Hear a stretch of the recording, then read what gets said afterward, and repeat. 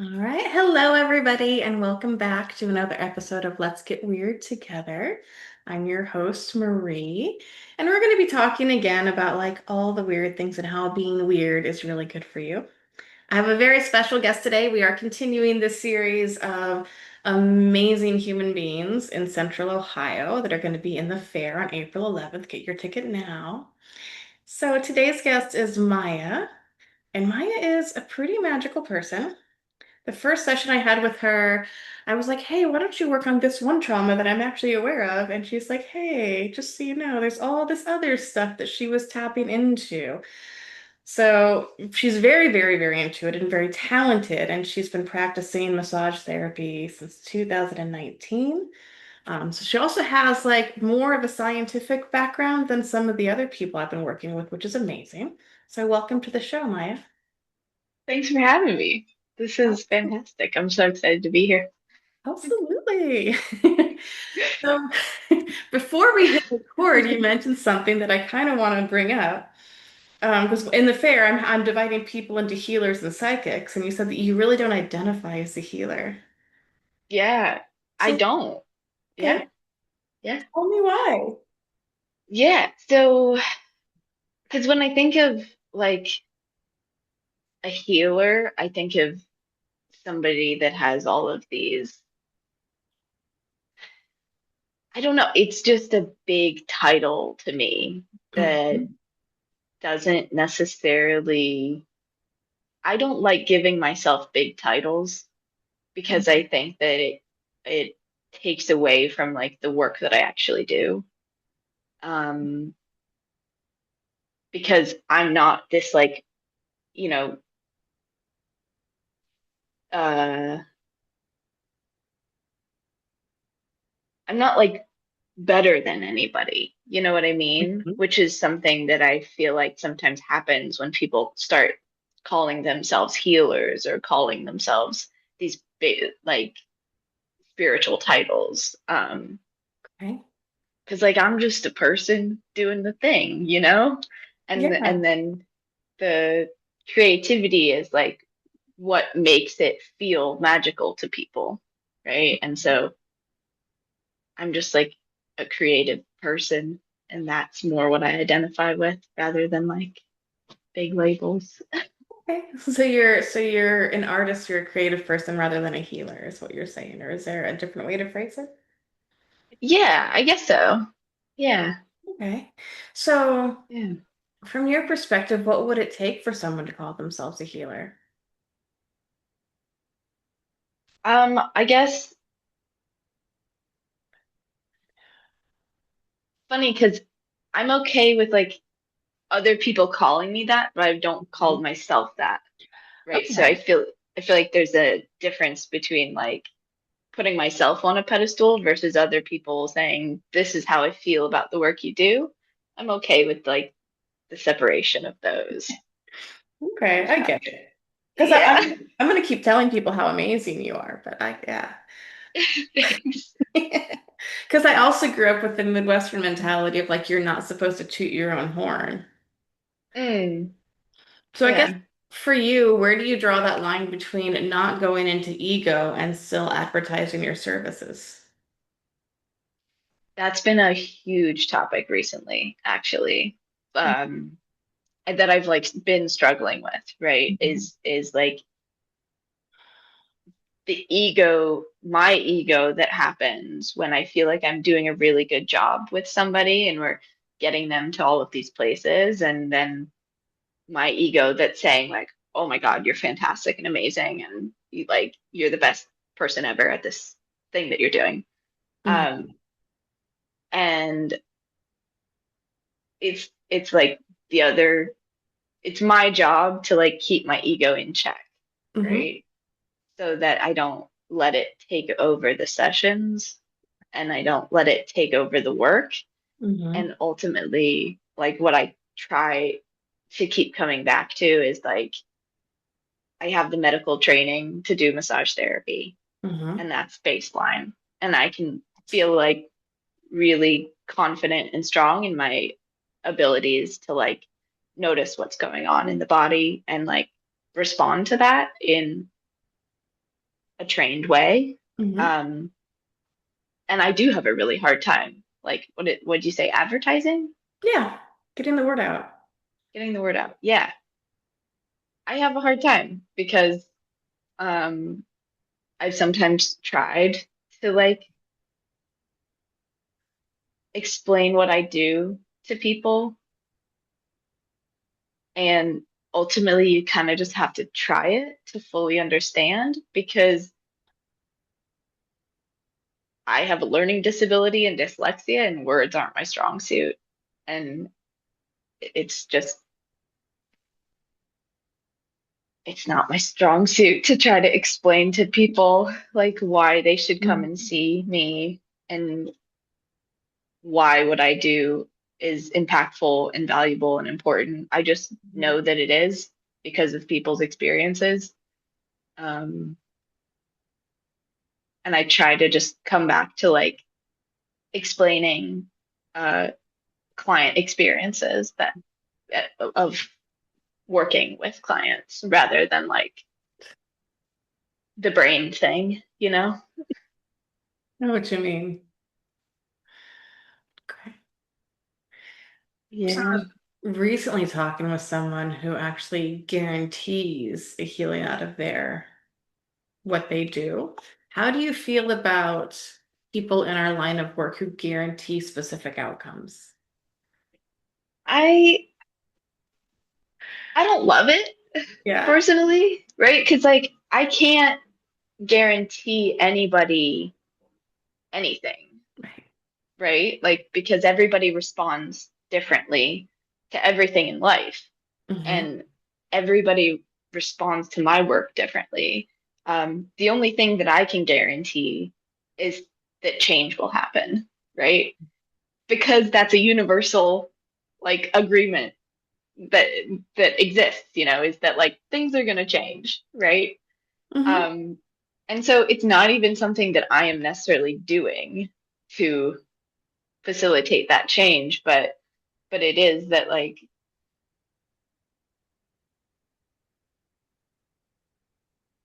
the type of body work, I mean, all body work facilitates change, Hmm. right? And all types of spiritual work facilitates change, whether that's knowing that that type of work isn't the change that you're seeking, or whether it's, oh my gosh, this is like what I've been looking for my whole life. So, and that also comes from me having a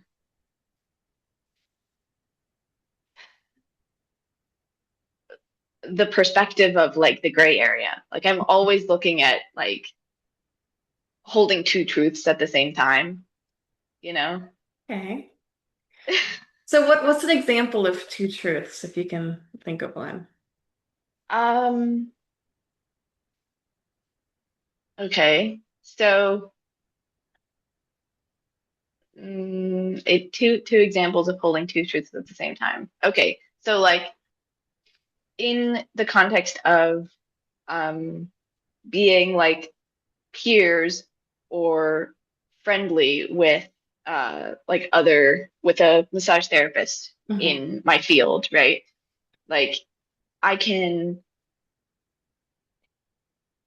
I can feel like their work doesn't align with my body, and I Hmm. can still respect them as a person, and I can still like feel, never want to be touched by them, but be touched by them in society, you know?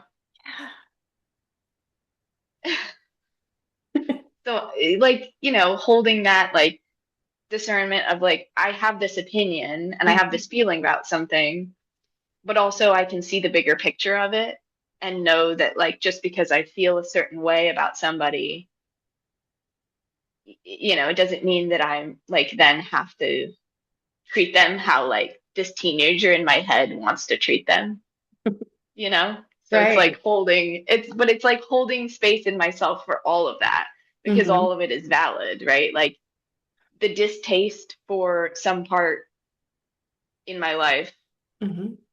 is valid, but like overarching feeling of love due to like gratitude of situations is more important to like follow, but like it's just like hugely important in my life to hold genuine space for the negative.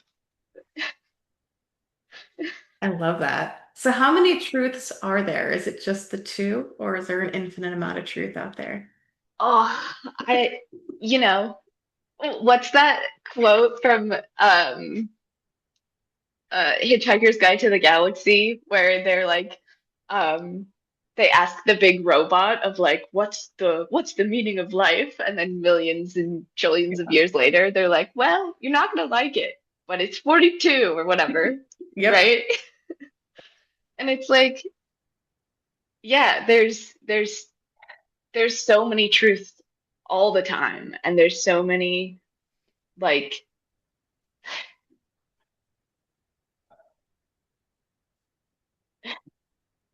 and that's a great question because it's like I don't even know how to answer that.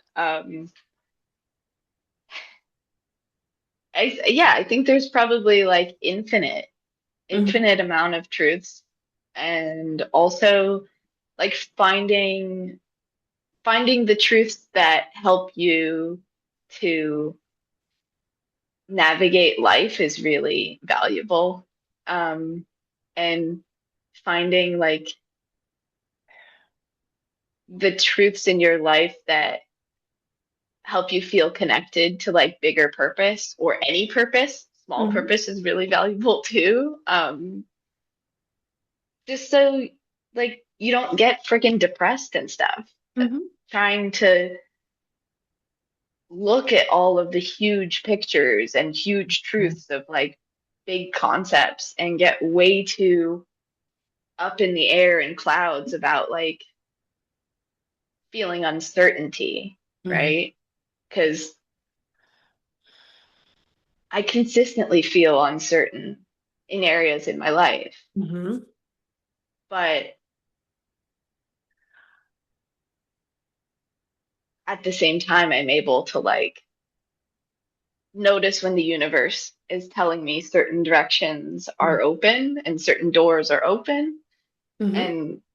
and that when I lean in different directions, I just get the benefits of that because more doors open and Hmm. more directions in that way open. And um,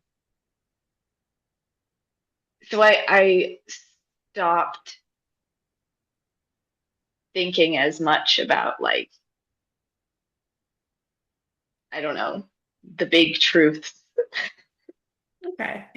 and just like following the little signs, and Hmm. um, knowing that like the little signs are big enough.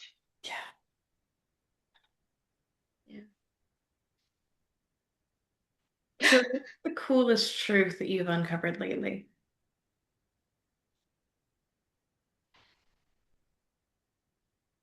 Hmm. On the coolest truth that I've uncovered lately or been like sinking into lately Mhm. is like the value of community, the value of a genuinely supportive community that feels like family, that like can carry you through difficult times. Um, and then like, right, like the value in vulnerability with Hmm. those like chosen family members. And just like the straight up value and discomfort, and Hmm. the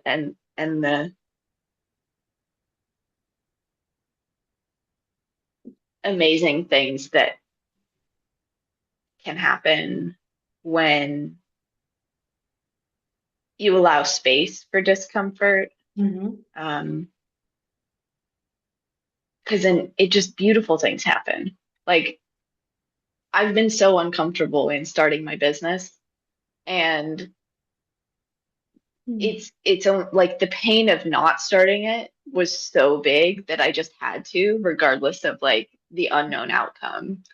Um, So the truth that coming from there is that like regardless of the fear of the unknown, Mm-hmm. like I know that I have the capability to rely on the support that I have Mm-hmm. to carry me through that. I think I'm repeating myself, but Okay. um yeah, like and I'm like actively in that process, right? Of going through these different layers of difficulty in life of like relationship and living and car bullshit and all of those like, the realities of being an adult, which are annoying. Um, and then I come back to this work and I did a trade with a friend of mine in Cleveland this weekend. And it was just so amazing and beautiful to like connect with a fellow body worker Mm-hmm. and like get to talk about all of the aspects of being a massage therapist and doing body work and connecting with our clients, how we get to on a regular basis, and then trading and feeling so connected to myself through doing this work, Mm-hmm. right? Because it's like I get to completely forget about myself in this like egoic way, in this superficial way, in this human way, and I get to just tap into like universal unconditional love that I know is around. And I get to realize like I can also have that in myself and I Mm-hmm. can just be present with people. And regardless of all of the bullshit that's happening in my life and how fulfilling it is to know that like my life isn't that fucking important, you know? And like I can I don't know. It's just like when I when I get in this flow with the client Mm-hmm. and things just feel good and I'm responding to the subtleties that are happening in their nervous system and then at the end they're like, "Whoa, like I haven't felt that before." Mm-hmm. And it's because I'm able to leave myself at the door and just listen Mm-hmm. and just fully embody like a listening being and in every layer of the listening and it's just it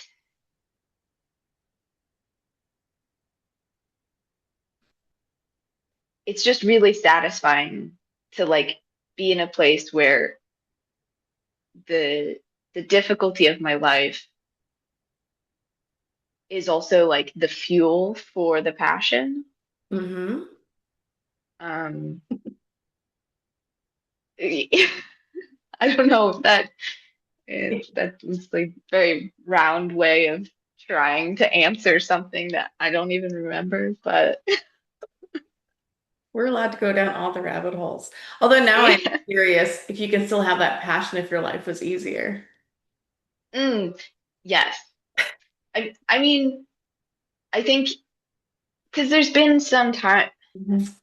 I mean, I've had like a lot of difficult aspects of, growing up into hu to being a human, but so I definitely wouldn't have the passion that I have if it weren't for the difficulty. But at the same time, like there've been times of ease Mm-hmm. in my life where there's more ease and I am working with clients still, and I am still feeling fulfilled and satisfied. And if anything, those have been times where I like went and did continuing education Mm-hmm. because I was like in a financially stable place to enrich my brain more and enrich my skills more and um, like go in, be more open-hearted to uh, like difficult experiences. Because for me, continuing education is difficult because there's a lot of people in one room practicing on a lot of bodies, so it's a lot of energy moving around. Mm-hmm. And I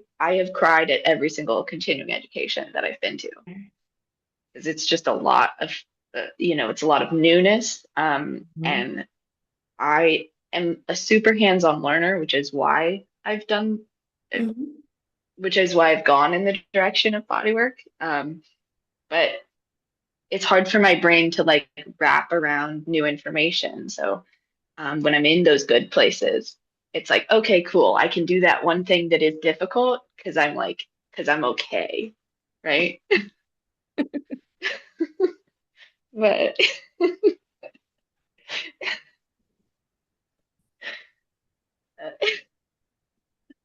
So when it comes to you receiving work, what's the favorite form of body work or healing that you like to be on the receiving end of? hmm, um, that's a difficult question, I guess, because so I do a semi-regular trade with another massage therapist who is also an acupuncturist. Hmm. I guess I would say that combination has been the most influential, like regular receiving of body work. Um, but it doesn't even have to do with like the body work itself, honestly. It has to do with like the relationship that I've made with Hmm. that massage therapist and that slash acupuncturist. Because we're able to like build trust. And for me, that's like the most important part with receiving any type of like theta healing like you do, or polarity or massage or acupuncture or Reiki or whatever. It's ultimately like the energy exchange of like, do I get down with what you're giving? Cool. Like Hmm. then we can get down. But like because I have a lot of trauma and things in my body that are being held, and it definitely requires just like a continually open dialogue. And like I've had some body work where the dialogue just wasn't there, and I was like, cool, like, just not for me. Um, and yeah, with this therapist, it like we have dinner together, like we're friends, right? And which is not it's not for everybody, right? And it's also not like I don't have that client relationship with my clients because I do have to keep certain boundaries. But for me, that's been integral is like knowing it that my friend has my back, and they are able to like hear my concerns and understand them and respond to them accordingly. So, and that's possible to do in a client relationship, right? Without having dinner with them. Um, which is pretty fantastic, right? It's pretty fantastic that in the space of bodywork, vulnerability exists in a container of safety, right? In a container where at least going back to guaranteeing clients, right? The only thing that I guarantee is that like I'm not gonna cross my boundaries in my Hmm. treatment space, you know? And then if you have boundaries for receiving body work, like I'm not gonna cross those boundaries. They just have to be talked about, right? Hmm. Um, and I think that is why also like I had someone tell me recently, the way that I do body work kind of has a gentle curiosity to it Hmm. because because there is the like logical boundaries and the logical consent, but there's also like the subtle consent of the body, right? It's the nonverbal cues, it's the twitch, it's the almost move, and it's like, well, okay, well, we're just gonna keep moving here, we're not gonna go crazy with anything because your body is able to like speak for you. Um, and when you can find a body worker of any kind that can help you like hear your body talking to you, Mhm. you can just get to a really fantastic place. Um, yeah. So pretty much any body work, as long as you can connect with them, right? Like some people, they go to chiropractors and that's what works for them. And I'm so happy for them, because like it works for them. Mhm. Amazing. So with how much that you put into other people in your work, do you have a routine for self-care or is it more intuitive when you feel like you need it? I would say it's both. So I have this like, which I honestly should have brought it because it's pretty cool, but it's this like, it kind of looks like a snail Hmm. and it's this like foam neck support thing because my vertebrae move in and out of place. Hmm. So I'll regularly do like neck decompression in my own time. Um and yeah, and like I have to go to the gym on a regular basis because I have to stay like strong enough to keep my body upright and to support others. And like I've had a fractured pelvis, so like pelvic issues are near and dear to my heart. And also, it means I have to do regular strengthening and stretching for my whole body to like stay centered. And there's a sauna at the gym that I go to, so that I do that regularly because it just feels good and it, it kind of, yeah, one of the like regular routines that I have is going to the gym and going to the sauna after, and then taking a medium cold shower, not super cold because I'm not like a psychopath all the time, but Yeah. um, yeah. And so doing that, like it basically feels like I've had body work at the end of that like if I amount of time that Hmm. I do that self-care. And there is a thing where people have talked about that receiving massage is basically like going to the gym. Hmm. Um, there is a similar feeling sometimes where your whole body feels like it was worked at, you're getting all the blood flow, you're getting all the muscle activation. Yeah. And then I I don't have like a consistent meditation practice, but I do consistently meditate in some way, whether that be like humming to myself or having like a phrase that I repeat at some Hmm. points, and then that becomes kind of like a singing thing in my head or vocally. And getting sun, like sitting in the sun and breathing the fresh air is like a great way for me to reset and Hmm. stay in the present, which is why I'm so excited for the sun to be coming out and the spring is springing and um yeah, but it's the cool thing about like self-care is that it continually evolves and changes and just has a process for whatever time in your life that that you're in. And it's just yeah, yeah, my answer is yes, I have routines, but that also changes and Hmm. it, I just really have a lot of I try to have a lot more grace for myself with Hmm. specific routines with self-care. Because I don't get a massage once a week or every 2 weeks, which I have done that for certain time frames when I needed to. Um, and yeah, it cycles, it ebbs, it flows. Yeah. And you were talking earlier about community, and it's interesting because with my students, like and my coaching clients from last year, I remember community coming up as like an important thing, right? And we're actually seeing the payoff now. Mm, But what do you think are people's biggest barriers to actually finding and being in a community?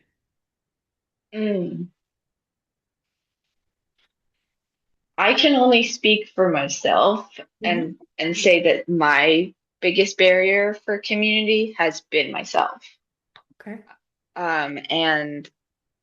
And also like okay, so starting my barrier of self is like all of the underlying um like thoughts and difficulties that I've had with past community experiences, right? So trying to not take the negative past experiences and bring them into the present, and staying open-minded in new communities has been really important for me. And also, honing in on like what activities do I like to participate in, and then being really intentional about finding spaces and places where those activities happen, like dancing or singing or meditating or foraging or painting or anything, right? Um, and going to the gym is a community, right? Like anything, any space where there's other people doing an activity can have community to it if you let it, and if others are also open Hmm. to that. Um, yeah. Were you gonna say something? No, I love it. I was gonna ask a follow-up question, like what are your red and green flags when you're looking into a new community? Oh, um, okay. So a green flag would be that there's people with varying degrees of different opinions. Because for me, which is yeah, the red flag of that is that like um the trickiness of a community having like too many of the same thought patterns and then becoming kind of cultish. Yeah. Yeah, so that's a basic one at least. And then a green flag would also be like people want to talk about emotions. They want to be present with you, right? They are active in being like, hey, do you want to get coffee after this activity that we just did? Or do you want to go to a walk at the park in like 2 weeks or whatever, you know? Um, yeah, being in spaces where other people are also actively interested Hmm. in having community. To me, and I agree with you. I do like to have a broad range of ideas because I do love to debate. But I also draw the line at like how willing people are to listen, Mm, if that makes sense. Like I will block people on Facebook if they're not actually in a dialogue. yeah, Yeah. yeah. Well, and that's, Mhm. I guess, another aspect of it is like, at least for me personally, like, because I do like debating, but only to a certain extent, Mhm. right? Because yeah, people, if you're just like going like this and the other person is just not Mhm. actually hearing what you're saying, then it's not a debate. You're just like talking at a thing that doesn't exist. Yep. Um, and oh shoot, I forgot what I was gonna say from that, but um, yeah, I don't know. I guess another aspect of community that I've moved. I was gonna say something good, like discernment, right? Of Right. like what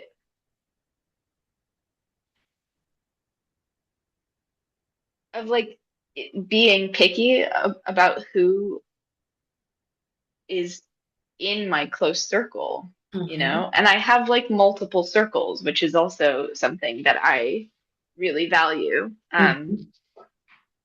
Is that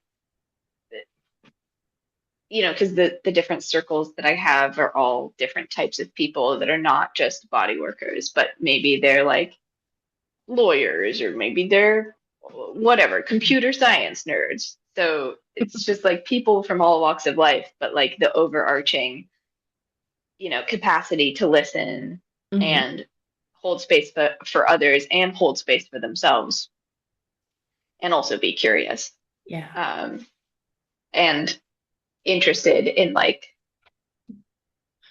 continuing forward in a more upward trajectory rather than plateauing or like not being uh, willing to like look at their own behaviors, Hmm. because without like self-reflection, we can't change. Yeah.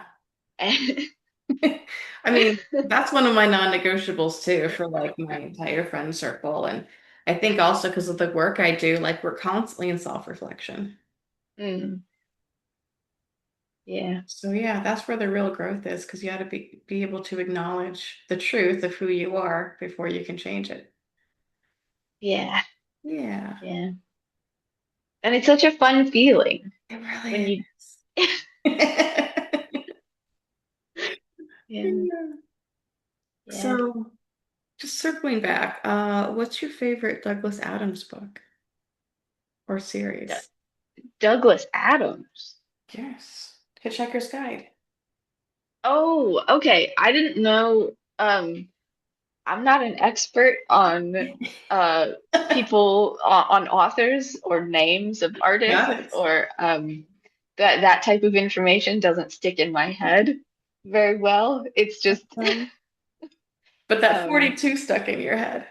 but that 42 stuck in my head. That movie, yeah, I watched that movie like a bunch as a Yeah. kid. I Okay. guess it was yeah, one of the things I connected with like with my dad was music and movies, and so that was like a movie that we watched. And it was like the flying dolphins in space was like that. It was that, and it was the meaning of life were the biggest things from that movie that stood out. Did he did he write Well, books? he did. He actually wrote a five-book trilogy, because it is a trilogy of five books because he's just that kind of weird. And he had a radio program and he had a record series all around The Hitchhiker's Guide to the Galaxy. Oh, Yeah, you should check out some of his other works. 'Cause- oh, well, okay, so he was one of the big influences for me spiritually, him. Um, oh, whoa. yeah, because like, so I have this belief that some authors are tapping into like a higher source and are just channeling information. And I think he's one of them, Mm. along with Terry Pratchett, who wrote a whole series about Discworld. It's very, very goofy books. But there's Oh, some element of truth, especially as he got into dementia towards the end of the series. So yeah. that sounds cool. I will probably have to text you and ask what the titles of those are so that I can look them up. Because Absolutely. yeah, And I yeah. Do there's they do you think they make it like do they do them do they do them do they have them available on audiobook, do you think? I could probably obviously I'll look it up, but probably. okay. But yeah. Cool. Although one of the things Douglas Adams was famous for between the TV series, because there's a TV series on the BBC. I have the DVD if I want to borrow it. The movies, the books, the radio program, and the records, it's not the same story. So every Oh. time he changed medium, he actually changed the story a little bit. Oh. Yeah. But it was still under like the same vague, Yep, same then character. just like Yep. details were changed. Yep, pretty much. Okay. Cool. That sounds very cool. It's pretty I'm good. excited for that. Okay. Yeah. All right. So Yeah. if people want to come and experience your magic firsthand and they can't make it to the April 11th event, but hopefully everyone listening shows up on April 11th, how do people find you and connect with you? Yeah. So I have a studio where I work. out of, which is at the same location as the psychic fair, which is 2350 Indianola Avenue. If you look me up on Google, it's just Mhm. Grounded Body LLC, I think, like on Google Maps. And I do have a business phone number, Ooh, and a website, okay. like a booking website. Let me see if I can. And actually, if you send those to me, I'll put them in the show notes so people don't have to think people can click on it. Oh, cool. Okay. Yeah, because I can tell you I could just give you the phone number is six one Okay. four 569 1586. I feel like Call on me. a old-timey radio. Yeah. Mm. Um, yeah, but on my booking system through MassageBook, I have the option to do like a free 15-minute introductory meeting to see like if the type of body work that I do is what you're looking for, or if if your needs are something that I can work with, or whatever it may be, right? Just to double check. Yeah, and then um it I do like offer 90-minute, uh and then 2 hour, 2.5 hour, and then 3 hour sessions. Mhm. I do like very limited 60-minute sessions, just because the way that I work, it's pretty slow. And I like to be really thorough. So 90 minutes usually Okay. works pretty well for first time sessions. And yeah, I have Instagram and Facebook, Mhm. which again is I think this is grounded underscore body. But yeah, I'll give it all to you. You can put it in the thing, and then people can type on things, click Yep, on things. they can click. Yeah. All right. Yeah. Well, this has been delightful. Thank you so much for sitting down and chatting with me.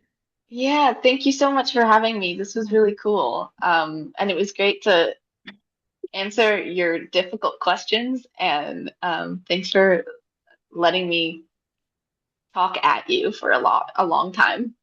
We appreciate it. All right. And thank you to all of our listeners. Again, be sure to like and subscribe and tell your friends and come to the fair on April 11th if you're anywhere in Ohio. It's going to be epic. All right.